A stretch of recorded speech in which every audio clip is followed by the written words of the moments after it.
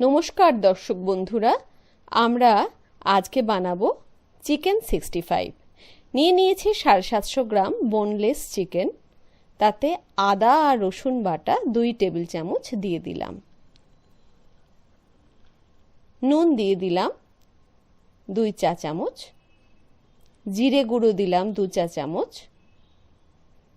গোলমরিচ গুঁড়ো 2 চা চামচ, কারি পাতা কুচি কিছুটা, কাশ্মীরি লঙ্কা গুঁড়ো 2 টেবিল চামচ,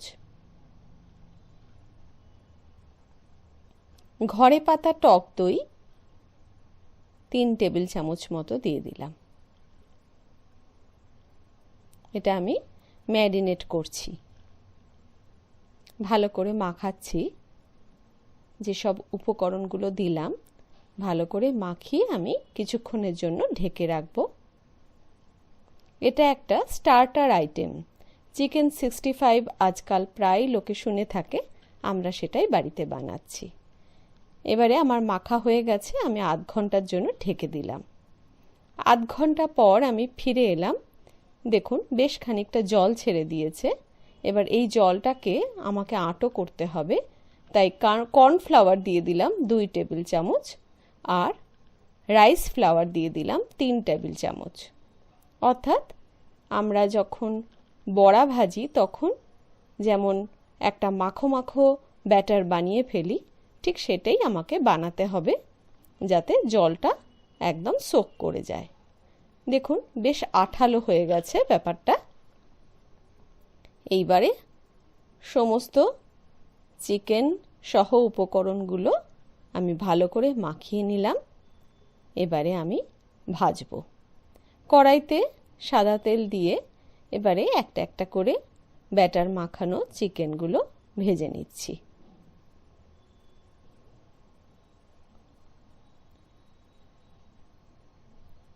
মিডিয়াম আঁচে উল্টে পাল্টে ভাজবো। বাড়িতে কোনো অকেশন হলে প্রথমে আমাদের স্টার্টার আইটেমের জন্য কিছু ভাবতে হয়, তারপরে আসে মেন কোর্স। সেই স্টার্টার আইটেমের জন্য এই চিকেন 65টা কিন্তু খুব ভালো যায়। এছাড়াও সন্ধেবেলা স্ন্যাক্স হিসেবে আপনি এটা বানিয়ে ফেলতে পারেন বাড়ির সদস্যদের জন্য। আজকে রান্নামণি আপনাদের এটাই দেখাতে চলেছে, কি করে বানানো যায় খুব মুখরোচক এই আইটেমটা। সুন্দর সোনালি রং করে চিকেনগুলো ভেজে ভেজে আমি তেল ঝরিয়ে তুলে নেব।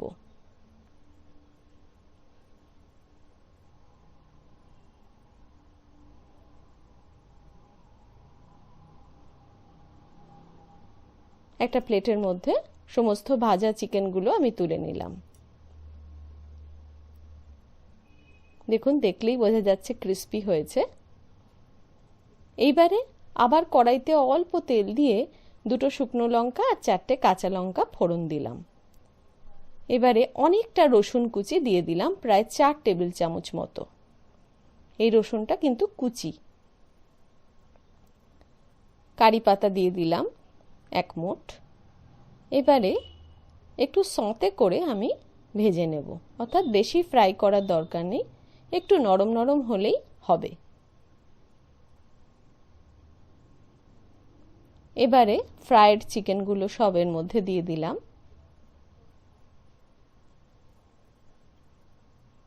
একটু নাড়াচাড়া করে নিচ্ছি। শীতকালের সন্ধ্যায় এটা অতি উত্তম একটা স্ন্যাক্স।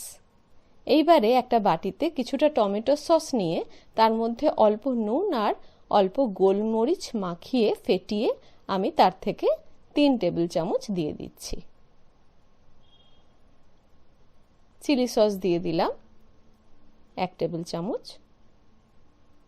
এবার ভালো করে চিকেনের মধ্যে সমস্ত সসগুলো মাখিয়ে নিচ্ছি। ব্যাস আমার রেডি হয়ে গেল চিকেন 65। তাহলে দর্শক বন্ধুরা, রান্নামণির দরবারে আপনারা অবশ্যই আসবেন প্রতিদিন নতুন নতুন রান্না দেখার জন্য। ভালো লাগলে অবশ্যই সাবস্ক্রাইব করবেন, লাইক করবেন। সুস্থ থাকবেন। ধন্যবাদ।